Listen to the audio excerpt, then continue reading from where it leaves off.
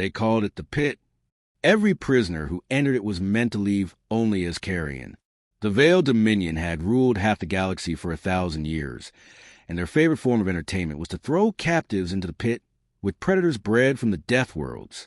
It was a spectacle, a test of dominance, and a reminder to all species that no one defied the Dominion without paying in blood. Tonight, however, the pit received a new offering, something the Veil had never seen before.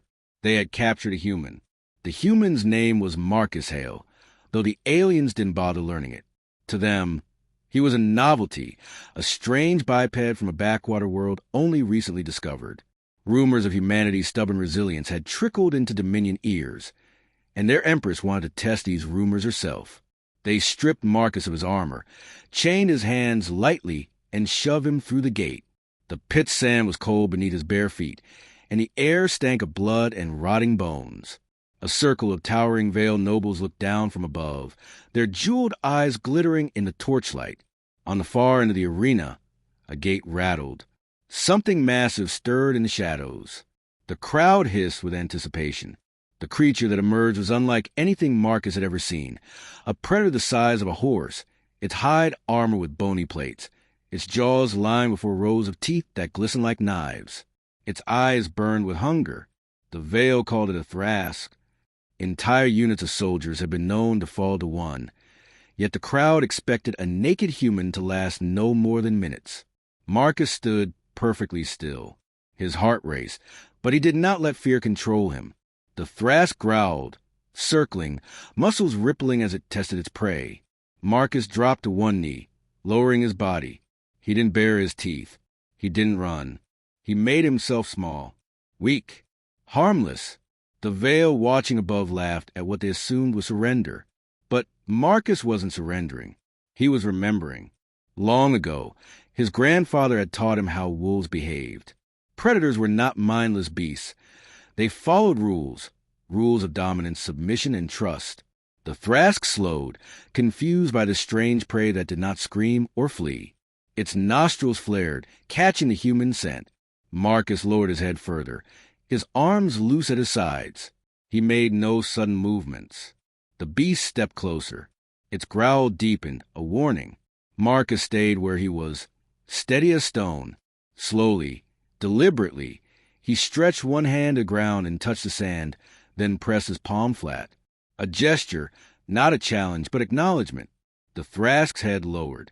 Its jaws hovered inches from Marcus's face, hot breath washing over him. Its teeth could have crushed his skull in a heartbeat. Yet Marcus did not flinch. The crowd fell silent. The beast sniffed him again, its great eyes narrowing. Then, to the astonishment of every alien present, the Thrask did not strike. Instead, it sat back on its haunches, its massive chest rising and falling. Its growl turned into a low rumble, almost like a purr. Marcus lifted his eyes, not with defiance, but with calm. He had passed some tests he didn't fully understand. That night, he slept in the pit with the predator beside him. Its armored bulk curled protectively around his fragile body as though guarding a cub. When morning came, the nobles expected to see blood. Instead, they saw something impossible. The human stroking the beast's snout, feeding it scraps of bone left from sand. The Thrask leaned into his touch like a domesticated animal. Gasps rippled through the crowd. Never had the Dominion seen their deadliest creation submit to anyone, let alone a prey creature. The Empress herself descended from her throne, her eyes fixed on the strange scene. "Explain this," she hissed in her own tongue. Marcus didn't understand her words, but he understood her meaning well enough. He simply stood, resting a hand on the predator's head, and said, "He's not my enemy." The translator drone sputtered, struggling with human nuance, but the message carried. Not enemy, not prey, something else. The Empress demanded the beast attack again. Spears jabbed at it, urging it into rage. But when the Thrask lunged, it turned not on Marcus but on the guards threatening him. It tore one apart with a single bite, flinging the alien's body into the sand. The others scrambled back in horror. The predator roared, not at Marcus, but for him. It stood between him and the soldiers, protecting him with fury reserved only for its own kin. The crowd howled in disbelief. The Empress's jeweled hands trembled. The pit had never been broken before. The law of the Dominion was absolute. Prey died, predators killed. Yet before her eyes, both rules shattered. A human had rewritten them overnight.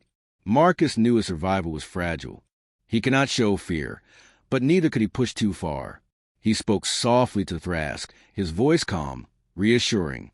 It listened, it obeyed, and as word of what had happened spread beyond the arena, whispers began to ripple through the Dominion.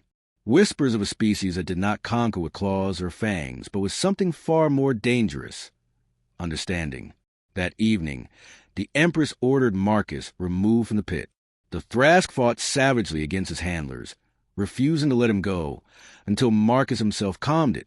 He pressed his forehead gently to its armored skull, whispering words it could not understand but somehow felt. Only then did the beast relent.